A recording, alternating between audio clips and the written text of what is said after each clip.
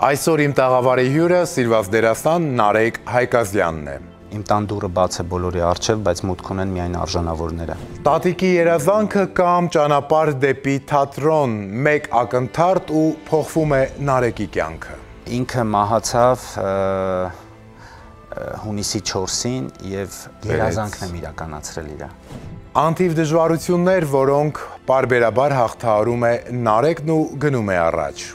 Դժվարություններ միշտ կան ու հենց դրանով է կյանքը հետաքրքիր։ Ու ես սիրում եմ այդ հետաքրքրությունը։